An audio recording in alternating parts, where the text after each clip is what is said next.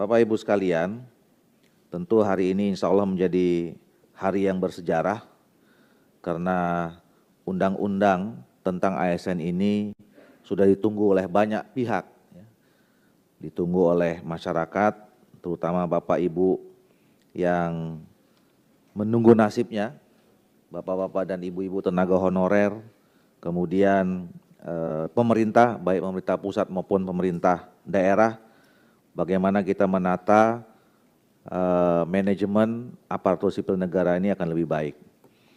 Kemudian yang kedua, undang-undang ini memang sudah cukup lama sekali dibahas, ya, kurang lebih 9 masa sidang, karena kita menginginkan undang-undang ini sesempurna mungkin bisa menyelesaikan masalah-masalah yang terkait dengan manajemen ASN, ya.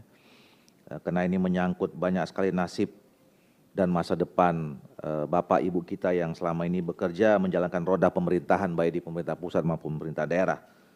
Jadi udah hampir berapa ya, 2 tahunan ya, 2 tahun setengah kita membahas undang-undang ini. Alhamdulillah akhirnya kita bisa menyelesaikan. Mudah-mudahan hari ini rapatnya lancar dan kita bisa menyepakati undang-undang ini pada pengambilan keputusan tingkat 1. Nah, oleh karena itu saya menawarkan sekaligus meminta persetujuan kepada kita semua bahwa tentang agenda rapat ini. Yang pertama adalah pengantar ketua rapat, ini sedang berlangsung, kemudian nanti kita masuk sesi pada laporan panja yang disampaikan oleh langsung ketua panja Pak Samsuri Rijal. Kemudian yang ketiga adalah kita akan mendengarkan pendapat akhir ini dari masing-masing fraksi, kemudian pendapat akhir dari pemerintah, baru kita ambil pengambilan keputusan tingkat 1. Dan sebelum kita tutup akan ada penandatanganan pengesahan draft rancangan undang-undang tentang perubahan atas Undang-Undang Nomor 5 Tahun 2014 tentang aparatur sipil negara. Apakah kita bisa setujui Bapak Ibu sekalian? Tentu kita juga seperti biasa membatasi waktu agar efektif. Kita juga sepakati sampai pukul 12.45. Setuju? Setuju. Oleh karena itu nanti juga sebisa mungkin paling lama 5 sampai 10 menit ya, masing-masing penyampaian pandangan mini dari masing-masing fraksi.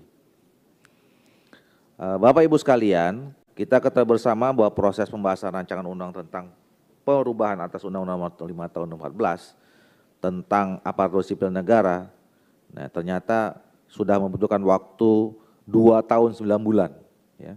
Dimulai dari rapat tingkat pertamanya itu pada tanggal 18 Januari 2021. Saya tidak tahu apakah ada undang-undang lain yang melebihi waktu pembahasannya dari 2021 sampai ke 2023, 2 tahun 9 bulan, hampir 3 tahun, ya. Dengan agenda pengantar ketua rapat pada saat penjelasan DPR RI, kemudian tanggal 8 April 2021 dilaksanakan rapat kerja tingkat kedua, ya. Dan kemudian agenda pada rapat pada saat itu adalah pendapat pemerintah atas penjelasan DPR RI, penyerahan daftar inventarisasi masalah dan pembentukan panja. Nah, itulah kira-kira kronologis selama ini perjalanan undang-undang ini. Nah, saya kira kita langsung saja masuk ke agenda yang kedua, yaitu laporan panja yang disampaikan oleh Ketua Panja Bapak Samsuri Rijal. Kami persilakan.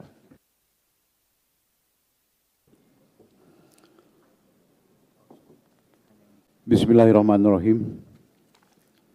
Yang sama-sama kita hormati, hadir di tengah-tengah kita, Bapak Menteri PAN-RB, Menteri Hukum HAM, dan Wakil Menteri Dalam Negeri, dan seluruh jajarannya, dan yang mewakili Menteri Keuangan yang berbahagia, Bapak Ibu yang kami banggakan, dan tentunya khusus Ketua dan Pimpinan Komisi 2 serta anggota Panja yang dirahmati Allah SWT.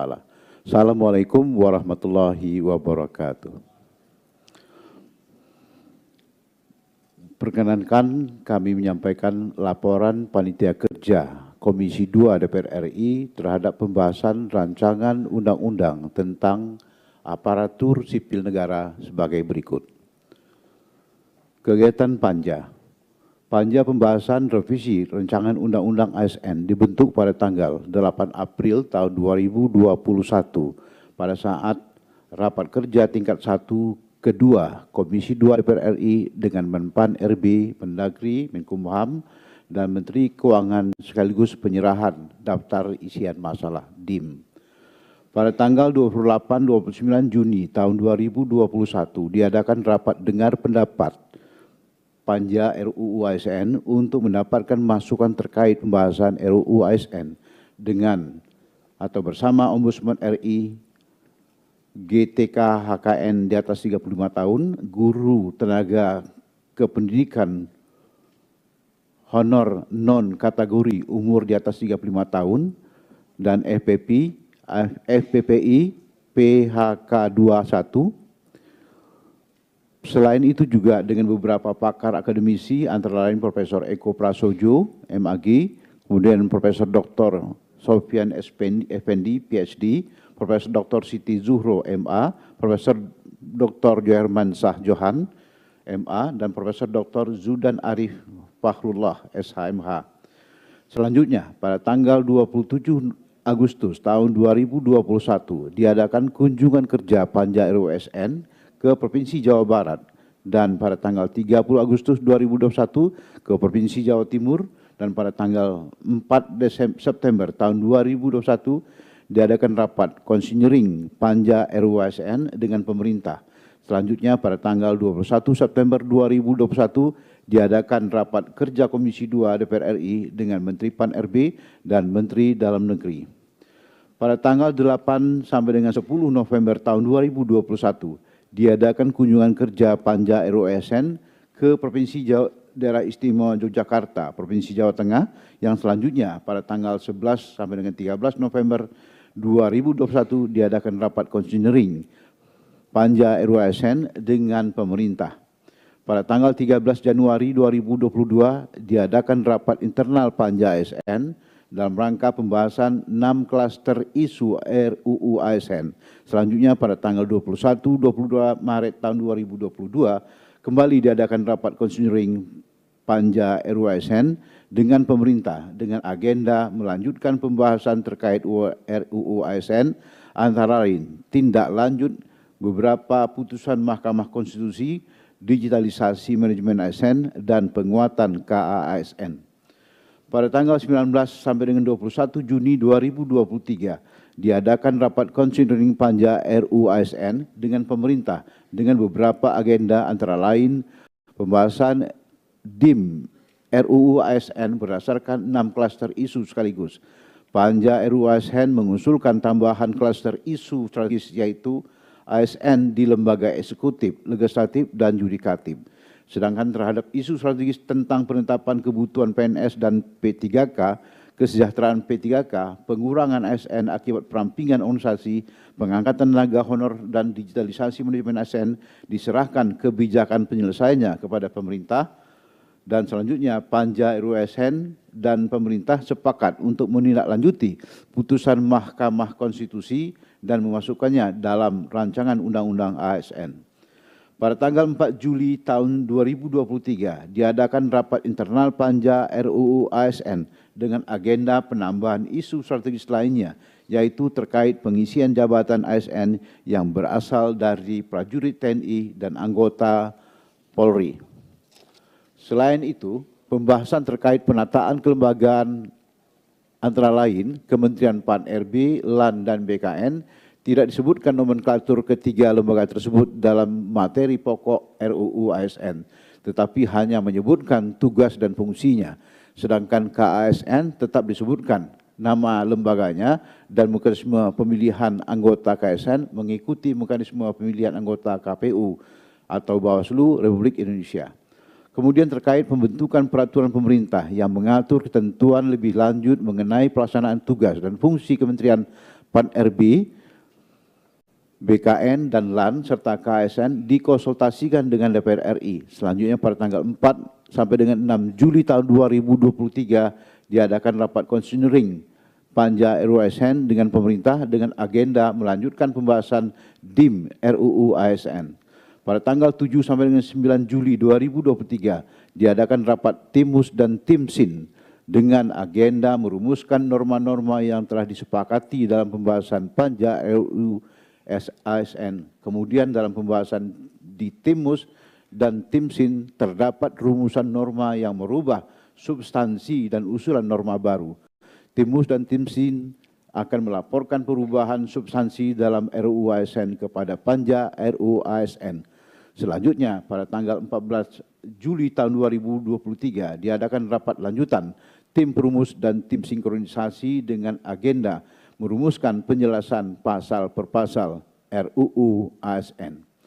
Pada tanggal 28 sampai dengan 29 Agustus tahun 2023 diadakan rapat Panja RUU ASN dengan agenda penerimaan laporan dari Timus dan Timsin dan pengambilan keputusan terhadap rumusan norma baru penyempurnaan hasil Panja RUU ASN. Berdasarkan laporan Timus dan Timsin kepada Panja, terdapat 3 substansi pasal yang perlu disepakati dalam rapat Panja, yaitu 1. Perubahan substansi pasal 21 terkait hak pegawai ASN dan usul norma baru, yaitu pasal 21A dan pasal 21B terkait pemberian jaminan pensiun dan jaminan hari tua bagi pegawai ASN yang terdiri dari pegawai negeri sipil dan P3K. 2. Usulan norma baru pasal 131A terkait penyelesaian permasalahan tenaga honorer yang penataannya selesai paling lambat 2 Desember 2024 dan pelarangan pengangkatan tenaga honorer. 3. Perubahan substansi pasal 134 terkait peraturan pelaksanaan dari undang-undang ini harus ditetapkan paling lambat 6 bulan terhitung sejak undang-undang ini diundangkan.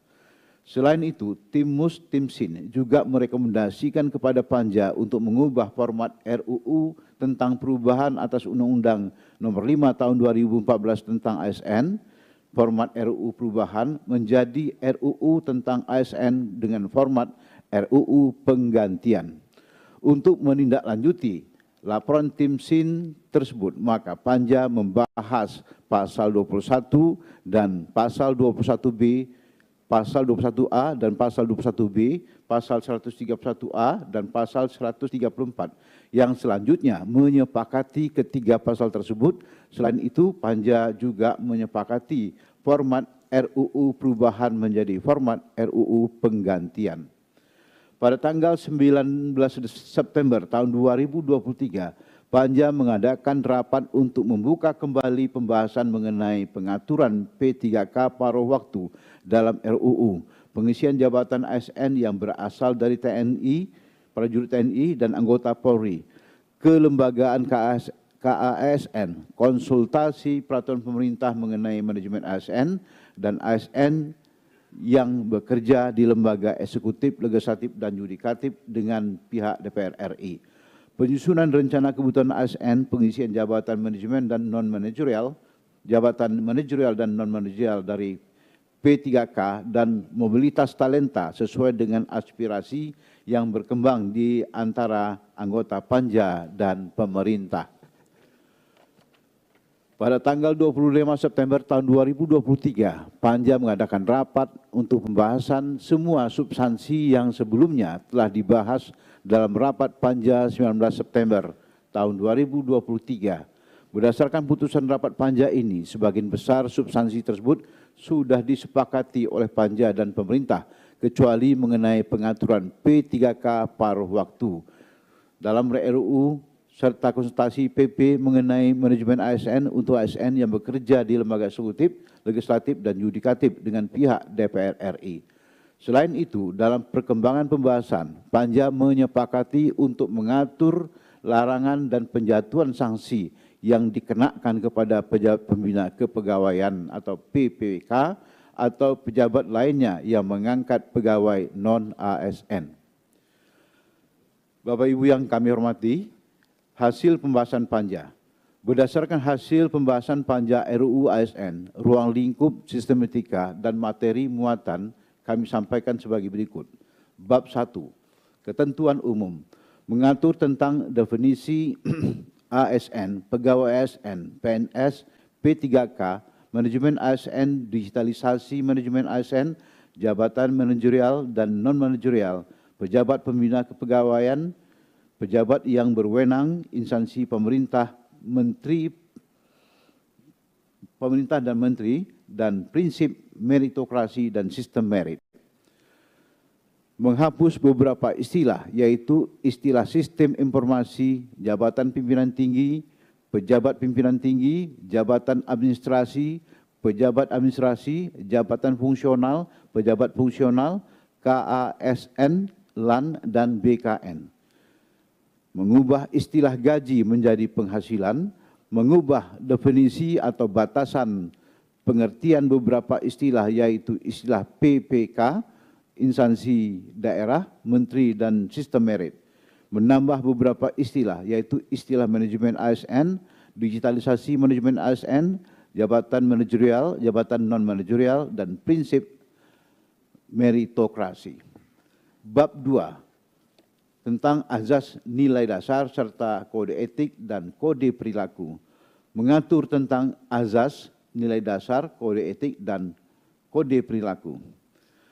Menghapus norma prinsip sudah tercantum dalam nilai dasar, mengubah nilai dasar yang lebih operasional, serta memberikan penguatan terhadap core value ASN, yaitu berakhlak, yang di-launching Presiden Republik Indonesia pada tanggal 27 Juli tahun 2021 yang berlaku untuk ASN di semua instansi pemerintah. Nilai berakhlak kemudian dijabarkan dalam kode etik dan kode perilaku.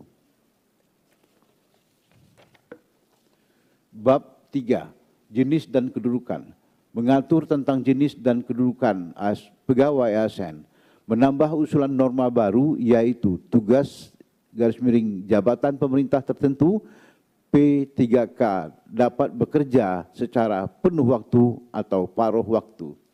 Bab 4, fungsi, tugas, dan peran, mengatur tentang fungsi, tugas, dan peran pegawai ASN, tidak ada perubahan. Bab 5, jabatan ASN, mengatur tentang jenis jabatan ASN, mengelompokkan jenis jabatan menjadi dua, yaitu jabatan manajerial dan non-manajerial.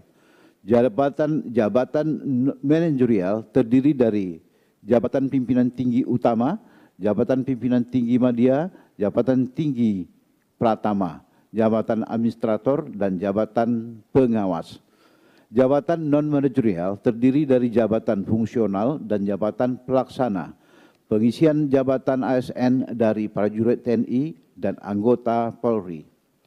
Bab 6, hak dan kewajiban, mengatur tentang hak dan kewajiban pegawai ASN. Tidak ada pembedaan hak dan kewajiban antara pegawai negeri sipil dengan P3K. Pegawai ASN berhak memperoleh penghargaan dan pengakuan berupa material dan atau non-material. Perubahan komponen hak, yaitu penghargaan dan pengakuan yang terdiri atas penghasilan, penghargaan yang bersifat motivasi, tunjangan dan fasilitas, jaminan sosial, lingkungan kerja, pengembangan diri, dan bantuan hukum. Penjabaran terkait komponen penghargaan dan pengakuan, serta penyederhanaan komponen kewajiban pegawai ASN. Bab 7, kelembagaan, mengatur tentang kelembagaan, penataan kelembagaan, dan menegaskan fungsi koordinasi Kementerian PAN-RB terhadap rencana kerja lembaga yang berkaitan dengan penyelenggaraan ASN. Tidak menyebutkan nomenklatur KASN, LAN, dan BKN, tetapi hanya menyebutkan tugas dan fungsinya yang lebih lanjut diatur dalam peraturan Presiden. Bab 8, manajemen ASN, mengatur tentang manajemen ASN. Menggabungkan manajemen PNS dan P3K menjadi manajemen ASN sehingga tidak ada pembedaan antara manajemen PNS dan dengan P3K. PNS dan P3K sama-sama memiliki pengembangan talenta dan karir serta jaminan pensiun.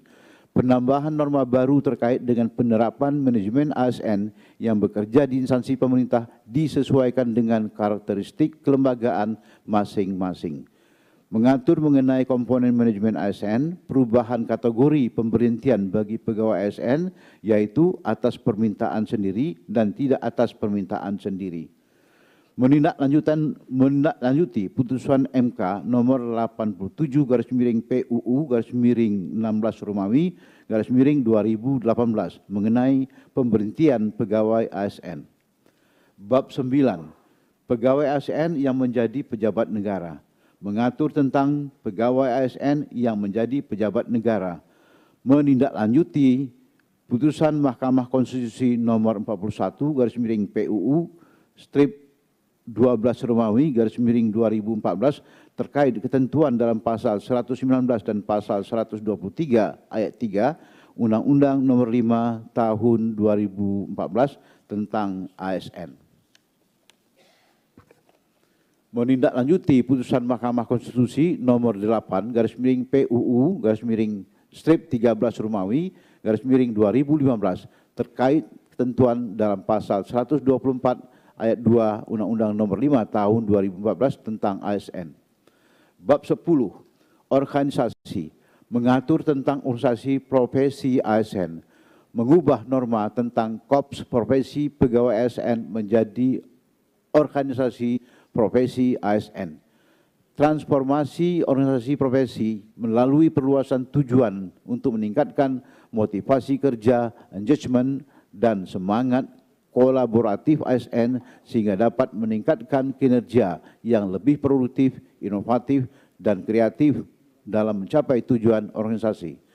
Perluasan fungsi organisasi profesi untuk pemajuan kepentingan ASN dalam perumusan kebijakan, pendorong keselarasan dalam penyelenggaraan manajemen ASN, serta perbaikan kesetaraan dan kualitas lingkungan kerja ASN.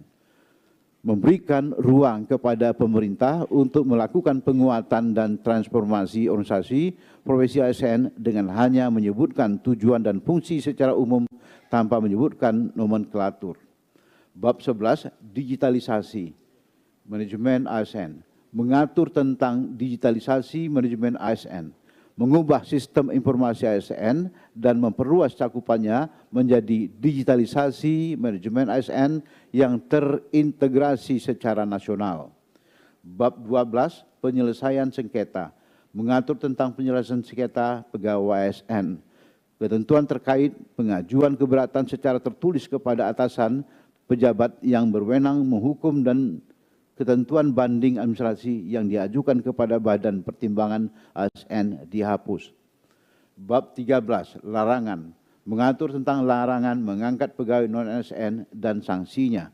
Menambah ketentuan mengenai larangan pengangkatan pegawai non-ASN dan sanksi yang dikenakan kepada P3K atau pejabat lainnya yang, kami ulangi, menambah ketentuan mengenai larangan mengangkat pegawai non-ASN dan sanksi yang dikenakan terhadap pejabat pembina kepegawaian atau pejabat lainnya yang mengangkat pegawai ASN. Bab 14. Ketentuan peralihan. Mengatur tentang ketentuan peralihan. Perubahan hanya pada peraturan pelaksanaan yang mengatur mengenai program pensiun pegawai ASN, tidak hanya PNS. Penambahan norma terkait penyelesaian pegawai non-ASN yang diperpanjang sampai dengan Desember tahun 2024. Kami ulangi, penambahan norma terkait penyelesaian pegawai non-ASN yang diperpanjang sampai dengan Desember 2024. Bab 15. Ketentuan penutup. Mengatur tentang ketentuan penutup. Pasal 135 sampai dengan 138 dalam Undang-Undang nomor 5 tahun 2015 tentang ASN sudah tidak berlaku lagi. Tidak disebutkan nomenklatur kelembagaan, tidak menyebabkan dihapusnya lembaga-lembaga tersebut. LAN dan BKN tetap melaksanakan tugas dan fungsinya sebagaimana mestinya. KASN tetap melaksanakan tugas dan fungsinya sampai ditetapkannya peraturan pelaksanaan dari undang-undang ini yang mengatur mengenai kelembagaan. Kebijakan dan manajemen ASN yang diatur dalam undang-undang ini dilaksanakan dengan memperhatikan kekhususan daerah tertentu dan warga negara dengan kebutuhan khusus. Ketentuan manajemen ASN dalam undang-undang ini dilaksanakan paling lama 1 tahun terhitung sejak undang-undang ini diundangkan. Digitalisasi manajemen ASN dilaksanakan secara nasional paling lama 1 tahun sejak undang-undang ini diundangkan. Pada saat undang-undang ini mulai berlaku, ketentuan peraturan perundang-undangan mengenai kode etik dan penyelesaian penyelenggaraan pelanggaran terhadap kode etik bagi jabatan fungsional tertentu dinyatakan tetap berlaku sepanjang tidak bertentangan dengan undang-undang ini. Pada saat undang-undang ini mulai berlaku, semua peraturan perundangan yang merupakan peraturan perundangan dari pelaksanaan dari Undang-Undang Nomor 5 Tahun 2014 tentang aparatur sipil negara dinyatakan masih tetap berlaku sepanjang tidak bertentangan dengan ketentuan dalam undang-undang ini. Pada saat undang-undang ini mulai berlaku, Undang-Undang Nomor 5 Tahun 2014 tentang aparatur sipil negara dicabut dan dinyatakan tidak berlaku lagi. Peraturan pelaksanaan dari undang-undang ini harus ditetapkan paling lama 6 bulan terhitung sejak undang-undang ini diundangkan. Undang-undang ini mulai berlaku pada tanggal diundangkan. Penutup. Berdasarkan uraian tersebut, dikarenakan terdapat 2 substansi yang belum disepakati Panja, yaitu pengaturan P3K paruh waktu dalam rancangan undang-undang serta konsultasi PP mengenai manajemen ASN untuk ASN yang bekerja di lembaga eksekutif, legislatif, dan yudikatif dengan DPR RI, maka Panja menyerahkan pengambilan keputusan terhadap kedua substansi tersebut kepada rapat kerja. Selain itu, berdasarkan keputusan rapat Panja yang menghendaki agar perubahan format RUU tentang perubahan atas Undang-Undang Nomor 5 2014 tentang ASN dengan format RUU perubahan menjadi RUU tentang ASN dengan format RUU penggantian. Ditegaskan dalam rapat kerja, maka Panja juga menyerahkan pengambilan keputusan terhadap hal tersebut kepada rapat Panja. Demikian laporan Panja Komisi 2 DPR RI mengenai RUU tentang ASN ini. Untuk itu kami mohon kiranya agar rapat kerja Komisi 2 DPR RI dapat segera membahas dan mengambil keputusan terhadap materi muatan yang belum dapat diputuskan dalam rapat Panja serta menegaskan kembali format RUU perubahan menjadi format RUU penggantian. Sekian, terima kasih. Wassalamualaikum warahmatullahi wabarakatuh. Ketua Panja RUU ASN Komisi 2 DPR RI tertanda Samsur Rizal nomor A462. Terima kasih. Terima kasih yang sudah subscribe. Bagi yang baru menemukan channel ini, like videonya, klik lonceng, dan hidupkan notifikasinya. Jangan lupa di-subscribe. Sampailah kita pada sesi untuk meminta pendapat akhir dari pemerintah. Silakan.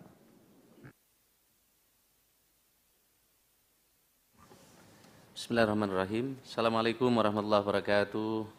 Selamat siang, salam sejahtera buat kita semua. Shalom, Om Swastiastu, Namo Buddhaya, salam kebijakan.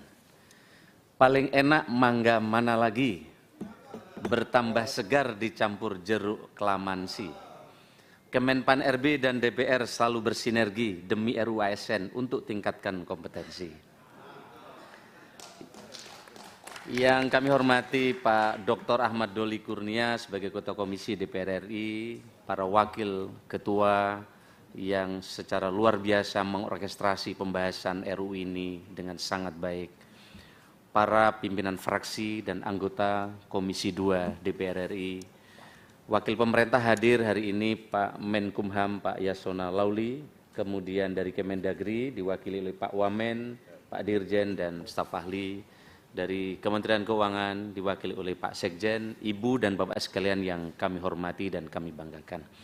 Alhamdulillahirabbil alamin, atas berkah dan rahmat Allah Subhanahu wa taala.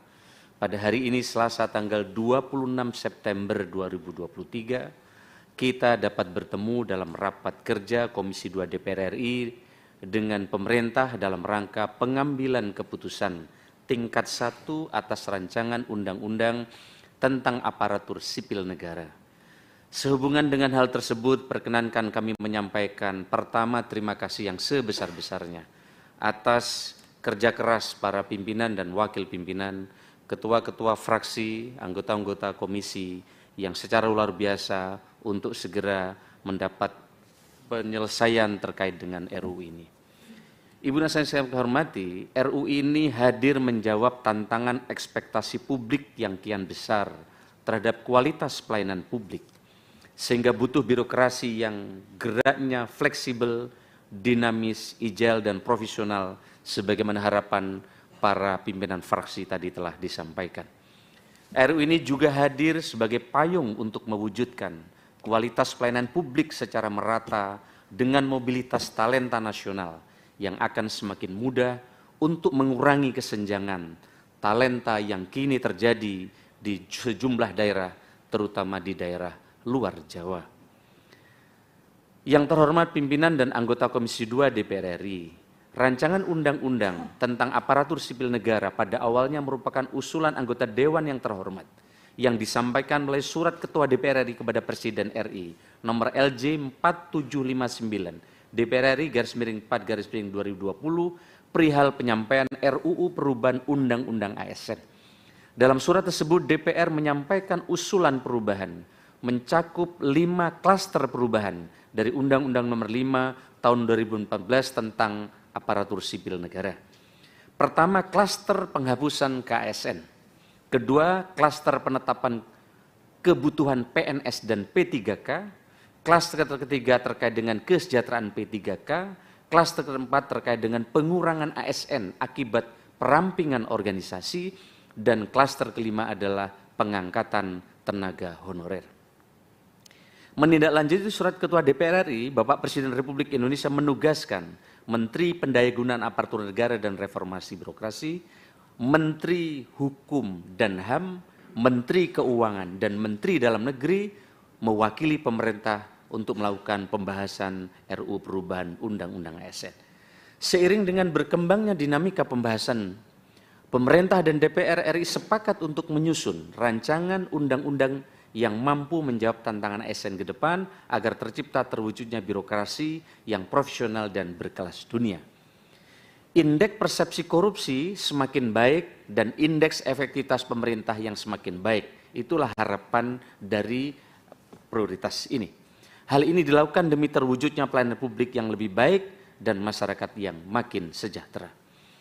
Untuk itu pemerintah dan DPR RI sepakat melakukan beberapa penyelesaian klaster dan menambah 2 klaster pembahasan, yaitu digitalisasi manajemen ASN dan pengaturan khusus ASN pada lembaga legislatif dan yudikatif.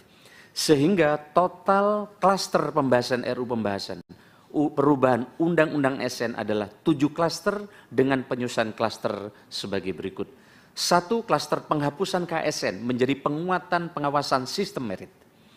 Klaster kedua, penetapan kebutuhan PNS dan P3K menjadi penetapan kebutuhan ASN. Klaster ketiga, kesejahteraan P3K menjadi kesejahteraan ASN. Klaster keempat, pengurangan ASN akibat perampingan organisasi. Dan klaster kelima, pengangkatan tenaga honorer menjadi penataan tenaga honorer. Klaster keenam, digitalisasi manajemen ASN. Dan 7, penguatan khusus ASN pada lembaga legislatif dan yudikatif. Yang terhormat pimpinan dan anggota Komisi Daerah yang kami hormati, dapat kami sampaikan 7 agenda transformasi dalam RUU ini. Mohon ditampilkan. Teman-teman enggak pas. Baik. Dapat kami sampaikan Mbak sekalian 7 agenda transformasi dalam RUU ini yang juga merupakan bagian dari masukan penting para anggota Dewan yang terhormat. Pertama adalah transformasi rekrutmen dan jabatan ASN. Ini kita rancang untuk menjawab organisasi yang harus lincah dan kolaboratif. Salah satunya adalah rekrutmen ASN tidak perlu menunggu 1 tahun dengan proses yang bisa lebih dari setahun sehingga birokrasi bisa lebih responsif dan kedepannya juga akan lebih fleksibel sistem rekrutmennya. Misalnya selama ini untuk merekrut yang pensiun di bulan Januari, kadang menunggu tahun depan atau 2 tahun, sehingga menunggu itulah kemudian muncul honorer-honorer yang tersebar di berbagai daerah di Indonesia. Lalu soal masa percobaan PNS, dulu dikunci selama setahun. Maka dalam masa percobaan setahun tidak boleh melanjutkan pendidikan. Misalnya dokter, selama masa percobaan, dia tidak bisa melanjutkan pendidikan spesialis. Padahal kita butuh percepatan pemenuhan dokter spesialis. Lalu dosen CPNS, dia dikunci masa percobaan setahun sehingga CPNS tidak bisa melakukan percepatan belajar lalu ditambah setahun jadi PNS baru boleh belajar dan berarti mereka kehilangan waktu yang cukup panjang. Kedua, soal kemudahan mobilitas talenta nasional. Kita dedikasikan untuk mengatasi kesenjangan. Kita tahu bahwa talenta yang ada saat ini masih terpusat di kota-kota besar saja, terutama di Jawa. Ada lebih dari 130.000 formasi untuk daerah 3T pada tahun-tahun sebelumnya, tetapi tidak terisi. Kedepan dengan undang-undang yang baru ini, mobilitas talenta bisa dijalankan untuk menutup kesenjangan talenta. Dulu basis permintaan dari pejabat pembina kepegawaian usul ke menteri, kita sulit mengatur apabila tidak ada permintaan. Maka dengan undang-undang ini, pemerintah bisa mengatur mobilitas talenta untuk lebih cepat. Apalagi kita akan berikan reward, kenaikan kelas jabatan atau pangkat jauh lebih cepat dibanding di Jawa atau di kota-kota ketika mereka ditempatkan di 3T tadi. Ketiga, soal percepatan pembangunan kompetensi ASN. Nanti pola pengembangan kompetensi tidak lagi klasikal seperti penataran. Dulu istilahnya jam pelajaran, tapi dengan RU ini kita rancang lebih ke experiential learning, kata Pak Alek, istilah Pak Alek. Ada magang, ada on the job training. Bahkan bisa kita rancang sebelum duduk di kepala dinas tertentu, harus magang di UMN besar minimal 2 bulan dan seterusnya. Kalau di Diknas ada program Merdeka Belajar, maka di Undang-Undang S ini adalah program Merdeka Bekerja. Keempat, penuntasan penataan tenaga honorer. Penataan tenaga honorer sampai saat ini belum terselesaikan, bahkan jumlahnya semakin bertambah. Diharapkan dengan adanya revisi undang-undang ini, penataan tenaga non-ASN akan segera bisa diselesaikan sebagaimana harapan anggota Dewan yang terhormat. Kelima adalah reformasi pengelolaan kinerja dan kesejahteraan ASN. Selama ini 99% kinerja individu ASN itu dinilai baik dalam sistem kita. Karena pimpinan itu sungkan kalau ngasih angka kurang baik, sehingga pilihannya hanya baik atau sangat baik. Tetapi ternyata kinerja individu belum selaras dengan kinerja organisasi, di mana masih relatif cukup banyak komplain pelayanan publik yang kita desain keselarasannya antara kinerja individu dan seterusnya dan seterusnya. Yang berikutnya adalah dalam rapat Panja RU Perubahan Undang ASN 28 Agustus 2023, Ketua Tim Perumus dan Tim Sinkronisasi menyampaikan bahwa dengan mengacu pada ketentuan angka 237 lampiran 2 Undang-Undang Nomor 12 Tahun 2011 tentang pembentukan peraturan perundang-undangan, serta dengan mempertimbangkan adanya perubahan sistematika peraturan perundang-undangan, adanya perubahan materi muatan lebih dari 50% dan adanya perubahan esensi Undang-Undang Nomor 5 Tahun 2018, maka rancangan undang-undang tentang aparatur sipil negara akan disusun sebagai undang-undang yang baru dengan format penggantian. Berkaitan dengan substansi pokok rancangan undang-undang tentang aparatur sipil negara, setelah melalui rangkaian proses pembahasan dengan panitia kerja, tim perumus dan tim sinkronisasi DPR RI sampai dengan tanggal 26 November 2023, sekiranya masih menyisakan 2 substansi pokok yang belum disepakati bersama. Namun terima kasih tadi fraksi-fraksi telah memberikan respon yang sangat baik tentang ini. Pertama, terkait dengan pencantuman frase P3K dapat bekerja secara paruh waktu sebagai bentuk perluasan konsep P3K, dan yang kedua, pencantuman frase pembentukan peraturan pemerintah dilakukan setelah berkonsultasi dengan Dewan Perwakilan Rakyat. Dalam penjelasan pasal yang mengatur tentang amanat pembentukan peraturan pemerintah mengenai manajemen ASN. Sehubungan dengan hal tersebut, pemerintah merasa perlu untuk memberikan penjelasan mengenai perkembangan posisi pemerintah atas kedua substansi pokok sebagaimana dimaksud yang tadi kami telah sampaikan juga kepada para pimpinan dan wakil pimpinan dan juga kepada ketua-ketua POKSI. Yang terhormat pimpinan dan anggota Komisi 2 DPR, berkaitan dengan isu pertama, kami memahami bahwa salah satu latar belakang adanya perubahan undang-undang ini adalah untuk menyelesaikan penataan tenaga honorer melalui perluasan konsep P3K yang dapat bekerja secara paruh waktu. Kami sangat berterima kasih kepada seluruh anggota Dewan yang terhormat yang memiliki semangat untuk memberikan kepastian terkait dengan penataan tenaga honorer dalam undang-undang ini, termasuk dengan solusi P3K paruh waktu. Dapat kami sampaikan juga bahwa pada intinya pemerintah juga memiliki semangat dan cara pandang yang sama untuk memperluas mekanisme dan skema kerja P3K sebagai solusi untuk penyelesaian penataan honorer. Namun demikian, pencantuman frase paruh waktu dalam undang-undang ini kiranya perlu ditinjau ulang karena kaitannya dengan semangat yang dibangun untuk menciptakan produk hukum yang tidak mudah diubah-ubah dalam jangka panjang. Frase paruh waktu bagi pemerintah merupakan metode strategi terhadap penyelesaian tenaga honorer. Maka metode penyelesaiannya sangat bersifat teknis karena terkait dengan jam kerja pegawai ASN dan bukan merupakan kualifikasi atau pengkategorian yang tersendiri dari PNS maupun P3K. Oleh karenanya sangat besar kemungkinannya untuk dilakukan penyesuaian di masa mendatang sesuai dengan tantangan dan perkembangan zaman. Untuk itu, pemerintah berpandangan pengaturan terkait dengan P3K yang dapat bekerja secara paruh waktu sebaiknya diatur dalam peraturan pemerintah sebagai peraturan pelaksana dari undang-undang ini. Pemerintah dengan pengawasan DPR RI akan memastikan penataan tenaga honorer sesuai dengan aspirasi dari anggota Dewan yang terhormat, termasuk menempatkan skema paruh waktu sebagai solusi atas penataan tenaga honorer. Selanjutnya, berkaitan dengan isu kedua, kami memahami adanya kebutuhan DPR untuk memastikan substansi yang diatur dalam peraturan pemerintah sebagai ketentuan pelaksanaan undang-undang ini agar sesuai dengan semangat dan tujuan awalnya. Pemerintah berpendapat bahwa proses konsultasi tersebut dapat dilakukan melalui rapat kerja, rapat konsinyering, atau rapat dengar pendapat, dan juga yang selama ini sudah berjalan dengan baik dan sangat kondusif bersama Komisi 2 DPR RI. Untuk itu, pemerintah berpandangan agar frase pembentukan peraturan pemerintah dilakukan setelah berkonsultasi dengan Dewan Perwakilan Rakyat, seyogyanya belum perlu disebutkan secara eksplisit dalam undang-undang ini.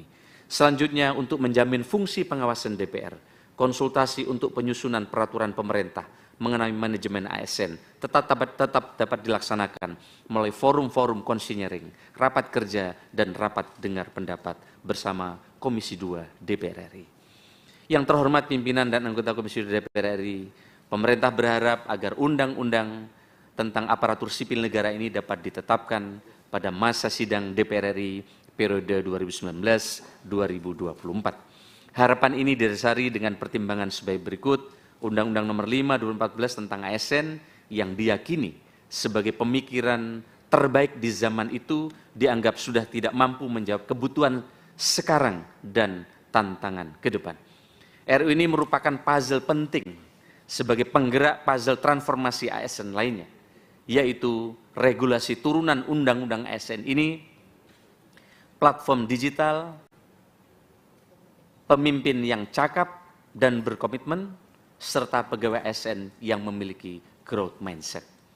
3. Rancangan undang-undang tentang aparatur sipil negara telah dibahas selama 9 kali masa sidang atau sekitar kurun waktu 3 tahun 5 bulan sejak bulan April tahun 2020. Sehingga diharapkan dapat ditetapkan sebelum berakhirnya masa jabatan DPR RI periode 2019-2024. Dalam pelaksanaan fungsi legislasi oleh DPR RI, tidak dikenal sistem carry over atau penyerahan pembahasan RUU kepada DPR RI periode berikutnya. Dan apabila hal ini terjadi, maka rancangan undang-undang tentang aparatur sipil negara harus dibahas dan dari awal oleh pemerintah dan DPR yang baru. Oleh karena itu, pemerintah menyerahkan sepenuhnya kepada DPR RI dalam menetapkan RUU tentang aparatur sipil negara tersebut sesuai dengan fungsi legislasi DPR RI yang diamanatkan oleh konstitusi. Bapak Ibu sekalian yang kami hormati para pimpinan, demikianlah pendapat akhir mini pemerintah mengenai rancangan undang-undang tentang aparatur sipil negara. Sekali lagi pemerintah mengucapkan terima kasih yang tidak terhingga kepada pimpinan Komisi 2 dan seluruh anggota Komisi 2 DPR RI yang telah berperan aktif dalam rangkaian pembahasan rancangan undang-undang tentang aparatur sipil negara ini. Kami berterima kasih juga kepada teman-teman Kemkumham, teman-teman dari Kemendagri, teman-teman juga dari Kementerian Keuangan, dan semua tim dari pemerintah yang telah bekerja keras untuk menyelesaikan undang-undang ini. Semoga ikhtiar ini untuk menciptakan ASN yang profesional dan berkelas dunia agar pelayanan publik menjadi lebih baik dan masyarakat semakin sejahtera dapat terwujud. Jalan-jalan ke Bunaken, jangan lupa memakai batik. Mari kita dukung RUU ASN untuk masa depan yang lebih baik. Terima kasih. Selamat siang, Santi Santi Namo Buddhaya, salam kebajikan. Wallahul muwaffiq ila aqwamit thoriq. Wassalamualaikum warahmatullahi wabarakatuh.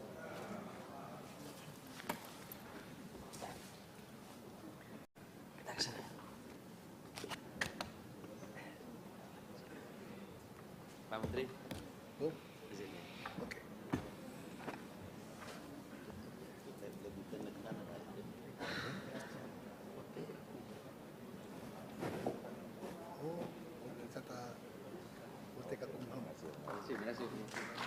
Oh iya, bisa kita cek ada buku putihnya nih. Iya Pak sih.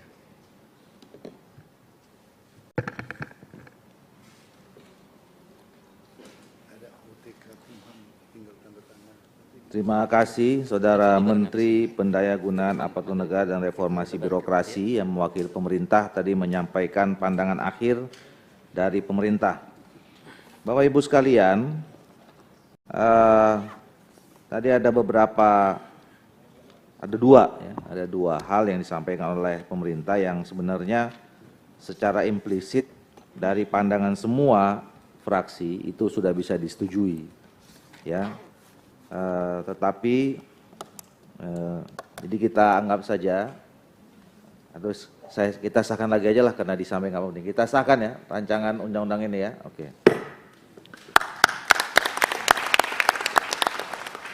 Nah, Saudara Menteri dan Bapak Ibu sekalian, ini perlu menjadi aksentuasi kita ya, bahwa salah satu concern dari Komisi 2 terhadap undang-undang ini adalah ini menjadi payung hukum penyelesaian masalah tenaga honorer.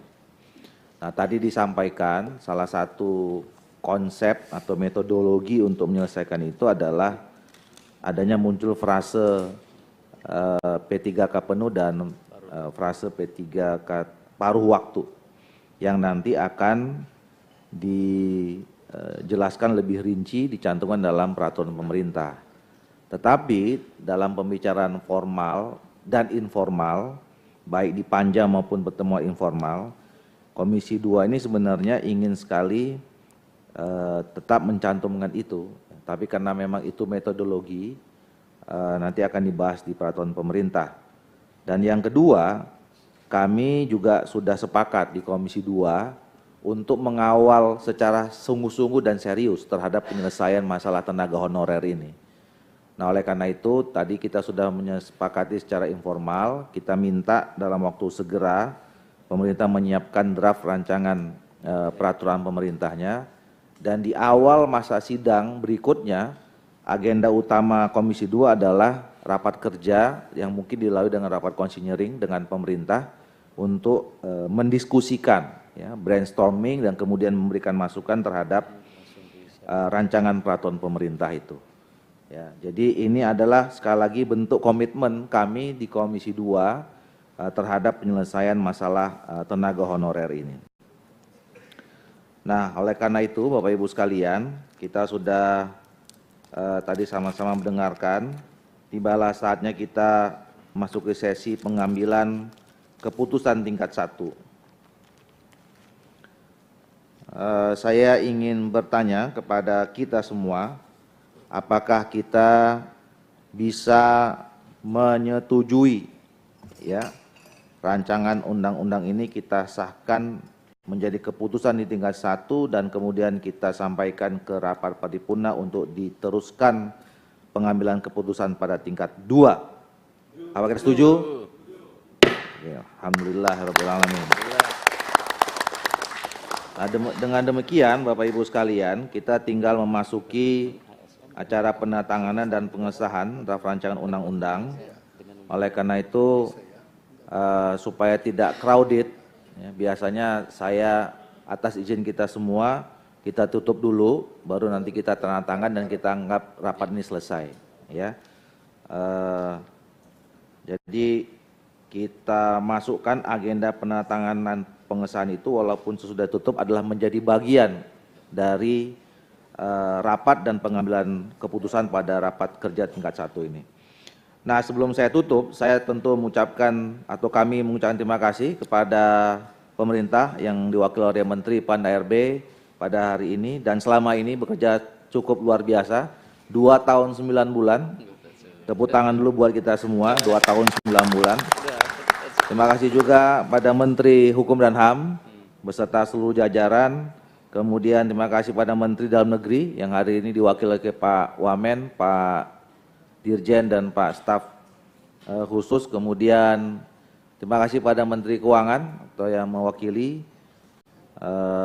Kemudian tentu terima kasih kepada Ketua Panja, dan seluruh anggota Panja. Terima kasih juga kepada seluruh pimpinan dan anggota Komisi 2 DPR RI. Dengan mengucapkan alhamdulillahirabbil alamin, maka rapat kerja ini saya nyatakan resmi ditutup. Terima kasih, selamat siang, selamat sejahtera bagi kita semua. Bila taufiq hidayah, assalamualaikum warahmatullahi wabarakatuh.